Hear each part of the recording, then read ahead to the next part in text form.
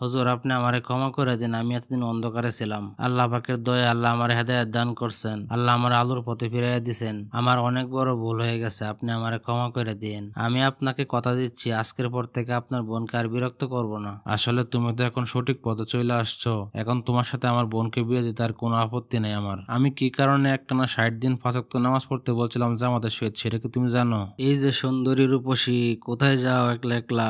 মাদ্রাসায় যাইতেছি। এই যে সুন্দরী, তোমারে আমার অনেক পছন্দ হয়েছে, তুমি কি আমার সাথে প্রেম করবা? আপনি আমার রাস্তা ছেড়ে খাড়ান, আমার ক্লাসে দেরি হয়ে যাইতেছে, তাড়াতাড়ি যাইতে হইব।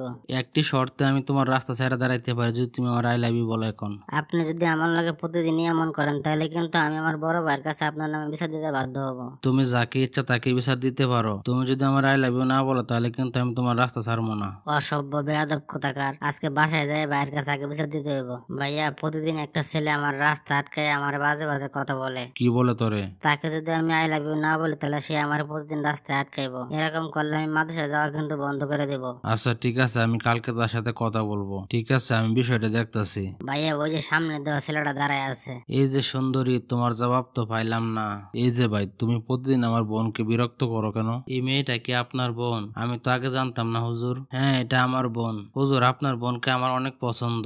আপনি যদি রাজি থাকেন তাহলে আমি আপনার বোনকে বিয়ে করতে চাই, আর আপনি যদি রাজি না থাকেন তাহলে আপনার বোনকে আমি উঠায় নিয়ে যাই বিয়ে করব। আমি আমার বোনকে তোমার সাথে বিয়ে দিতে রাজি আছি, তবে আমার একটা শর্ত আছে। আমার শর্তটা হচ্ছে, তুমি যদি আমার মসজিদে একটা 60 দিন 5 ওয়াক্ত নামাজ পড়তে পারো জামাতের সহিত, তাহলে আমি আমার বোনকে তোমার সাথে বিয়ে দিতে রাজি আছি। এটা তো খুবই সহজ শর্ত দিলেন আপনি আমারে, এর থেকে আরো কঠিন শর্ত দিলেও আমি রাজি হয়ে যেতাম। কালকে থেকে আমি নামাজ পড়া শুরু করে দেব।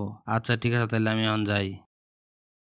আসসালামু আলাইকুম, কেমন আছেন ইমাম সাহেব? হুজুর ওয়ালাইকুম আসসালাম। তোমার কি হয়েছে? তোমার এত মন খারাপ কেন?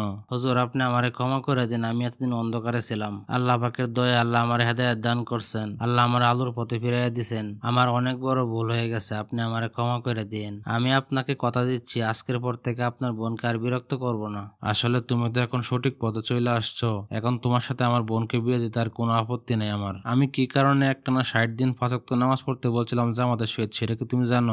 না হুজুর, আমি তো সেটা জানি না। আল্লাহ পাক বলেন, তোমরা সঠিকভাবে নামাজ আদায় করো, নামাজ মন্দ এবং অশ্লীল কাজ থেকে বিরত রাখে। আমার বিশ্বাস ছিল তুমি যদি সঠিকভাবে নামাজ আদায় করো তাহলে তুমি অশ্লীল এবং মন্দ কাজ থেকে ফিরে আসবা। আসো আমরা মহান আল্লাহর কাছে শুকরিয়া আদায় করি এবং দোয়া করি। হে আমার সৃষ্টিকর্তা মহান রব, আমাকে সঠিক পথে ফিরিয়ে দেওয়ার পর আমার অন্তরকে আর কঠিন করে দিও না, এবং তুমি আমাদের তোমার দয়া এবং করুণা দান করো।